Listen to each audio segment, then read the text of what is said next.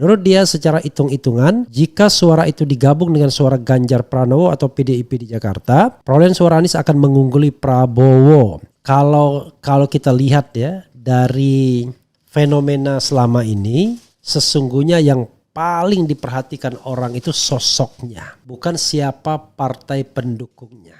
Sekali lagi, politik itu ya hanya soal aliansi strategis saja. Ini bukan aliansi ideologis, aliansi strategis. Dan bukan pula aliansi pragmatis. Kalau aliansi pragmatis itu saya bilang Anies berpasangan dengan Kaisang. Itu aliansi pragmatis. Dan dia sudah game ya, sudah selesai kalau dia berpasangan dengan Kaisang. Artinya perjuangan selama ini untuk menegakkan pemilu yang jujur dan adil, pemilu yang menghormati hukum dan konstitusi tidak akan jalan.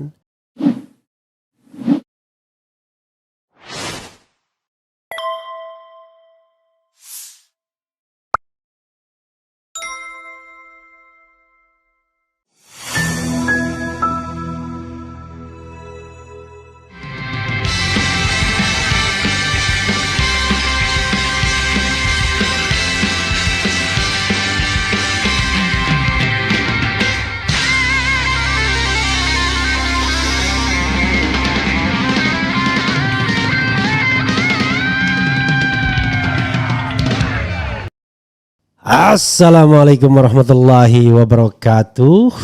Sobat RH sekalian, jumpa lagi kita di channel yang keren ini. Keren cadas.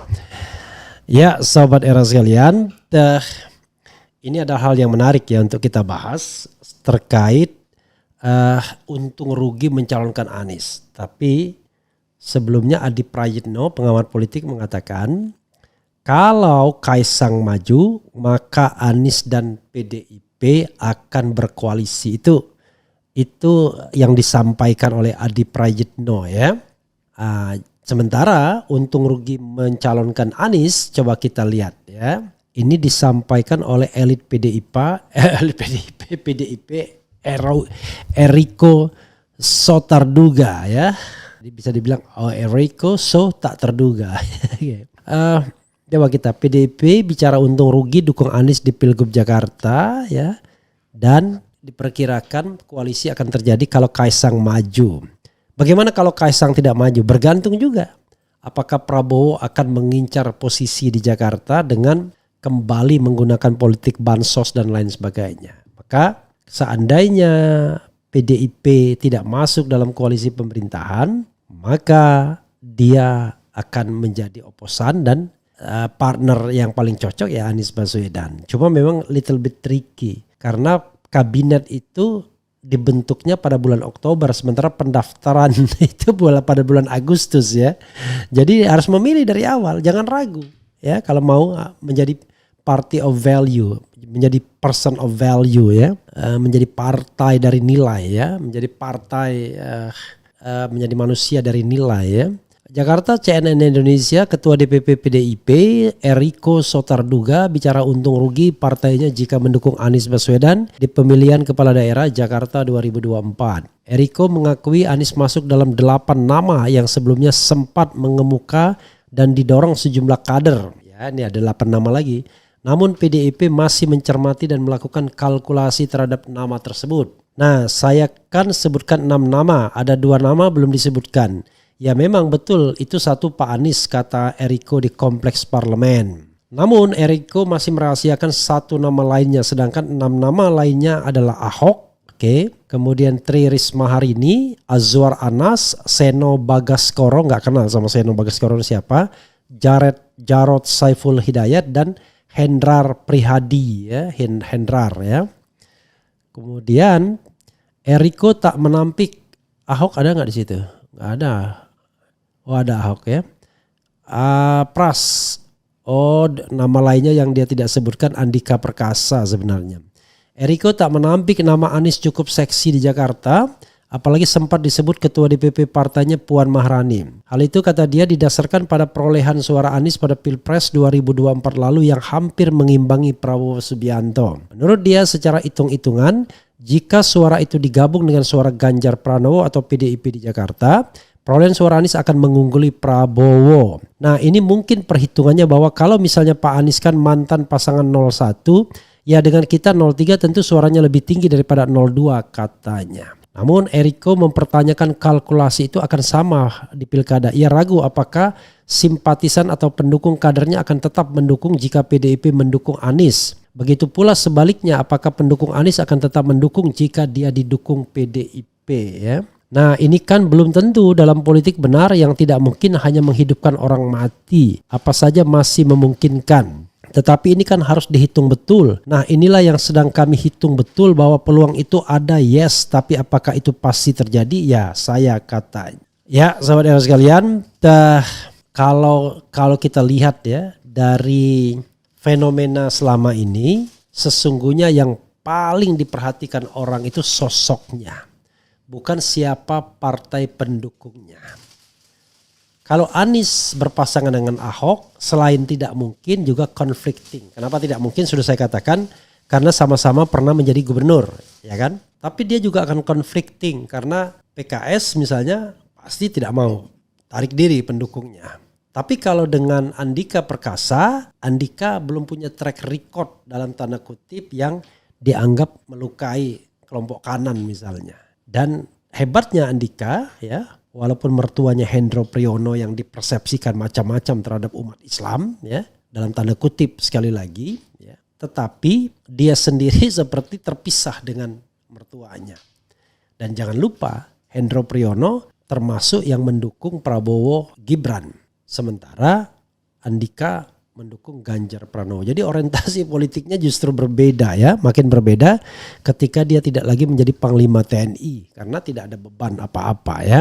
Jadi sobat era sekalian, sekali lagi gak ada kaitannya, kecil kaitannya ya siapa partai pendukungnya. Apalagi kalau partai pendukung itu beragam, ada PKS, ada PDIP, ada Nasdem, ada PKB. It doesn't mean that bahwa partai pendukung itu pasti akan mendukung calonnya. Itu kan sama pertanyaannya adalah kenapa Ganjar Pranowo kalah jauh padahal PDIP sebagai pemenang pemilu. Masa suara PDIP lebih besar daripada suara Ganjar? Harusnya kan suara Ganjar lebih besar dari PDIP karena harusnya PDIP captive market ditambah dengan non PDIP. Tapi ini kan tidak terjadi walaupun kemudian orang bertanya apakah karena hasil pemilunya gak karu-karuan ya. Jadi sobat era sekalian, sekali lagi politik itu ya hanya soal aliansi strategis saja. Ini bukan aliansi ideologis, aliansi strategis dan bukan pula aliansi pragmatis. Kalau aliansi pragmatis itu saya bilang Anies berpasangan dengan Kaisang itu aliansi pragmatis dan dia sudah game ya, sudah selesai kalau dia berpasangan dengan Kaisang. Artinya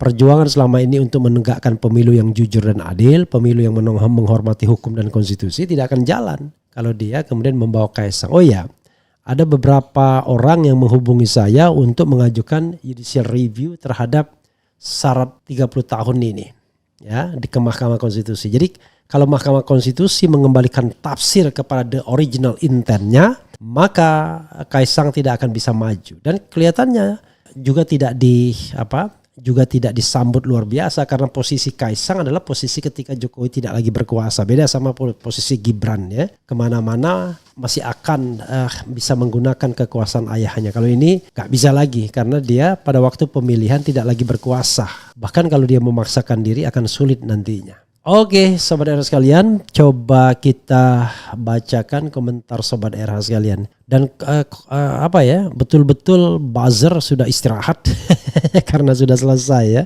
Pilpres dan bayarannya barangkali sudah done, belum ada lagi proyek baru ya.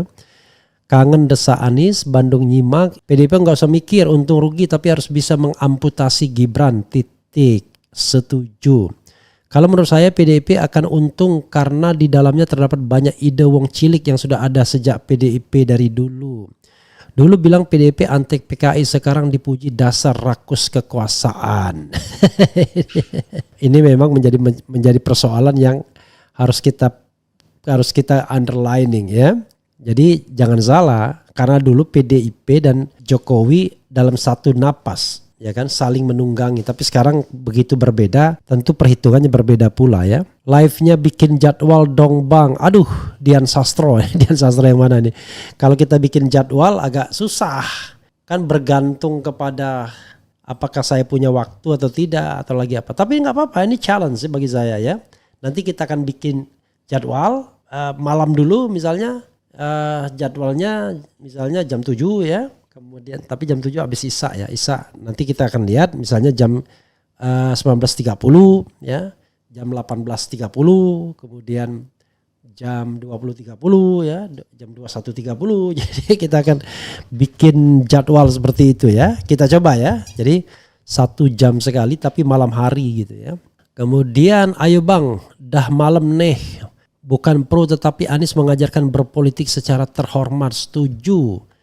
Melatonin. Dian Sastro ini mencurigakan nih kayaknya nih. Ada kayak teman saya ya kalau dia tahu melatonin segala. Dunia memang luas dan kaya. Kalau dulu saya anti PDIP tapi sekarang mulai jatuh cinta. Wow keren, maju terus PDIP. Jangan begitulah ya. Menurut saya lihat partai itu biasa-biasa saja. Lihat kinerjanya, lihat orientasinya, lihat bagaimana pemihakannya. Ya, Anda puji-puji PDIP sekarang tiba-tiba dia menyatakan memutuskan untuk gabung dengan pemerintahan Presiden Prabowo, tewas kita semua ya. Jangan lupa Megawati bukan sosok yang firm. Dia selalu berhitung maju mundur. Terbukti sampai sekarang belum ada menteri yang dia tarik dari pemerintahan Presiden Jokowi ya. Bahkan Basuki Hadimulyo, Menteri PUPR dipercaya sebagai tumbal IKN padahal dia menteri dari PDIP kan. Kemudian Refli Harun ini lagi ngelawak dulu hina PDIP sekarang memihak. No. Saya tidak memihak PDIP. Saya bilang party of value. Saya hanya akan mengapresiasi PDIP kalau dia mau jadi oposisi Prabowo. Jelas dong. Bukan sembarangan, ya kan? Tapi kalau dia misalnya dukung Anies tapi juga gabung sama Prabowo, saya tidak akan apresiasi, ya kan? Itu sangat pragmatis. Tapi kalau dia mau jadi oposisi dan dukung Anies, nah itu baru hebat. Beda dong, ya. Jadi kita jangan samakan. Makanya saya katakan Anies akan bernilai kalau dia berani menjadi oposisi. Tapi kalau dia tidak berani oposisi, ya itu nggak ada nilainya lagi. Dia bukan lagi person of value. Jadi jangan nggak karuan. Hanif Somali nggak paham dia ya. PKS pun kalau dia tidak berani beroposisi dengan Jokowi, Prabowo dan Jokowi, tidak akan saya apresiasi juga. Jadi sekarang nih partai apapun yang menyatakan diri beroposisi dengan Prabowo, Jokowi, nah itu saya akan apresiasi. Dulu saya pemilih PAN, jangan lupa. Saya pemilih Demokrat, ya, pemilih PKS juga. Tetapi sekarang PAN nyungsep, Demokrat nyungsep di mata saya ya. Hanya bagian dari kekuasaan saja tidak berani menyatakan dirinya sebagai partai demokrasi atau partai yang menghidupkan reformasi gitu.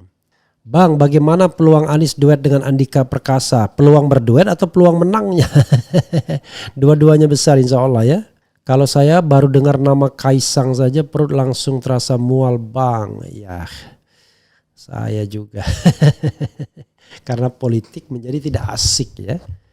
Bagaimana kalau Ridwan Kamil dimajukan untuk menghadang Anies? Enggak apa-apa, biar ada debat yang bermutu. Tapi yang tidak boleh itu politik gentong babi. Politik menggunakan uang, politik money politics, itu yang tidak boleh. Jadi harus jelas ya sikapnya. Jadi bukan sembarangan. Saya kira insya Allah yang begitu konsisten saya ya untuk melihat politik tersebut. Kalau PDIP menggunakan politik gentong babi ya kita hujat sama-sama. Tetapi kalau dia berani beroposisi untuk menegakkan demokrasi, nah itu baru kita apresiasi. Tapi apresiasi itu sepanjang nilai itu tetap dia pegang. Tapi kalau nilai itu dia tidak pegang, ya kita nggak akan apresiasi lagi, paham ya? Jadi kita jangan memuji dan tidak memuji itu didasarkan pada kepentingan yang katakanlah kekuasaan, tapi pada value, pada nilai, itu ya, paham ya?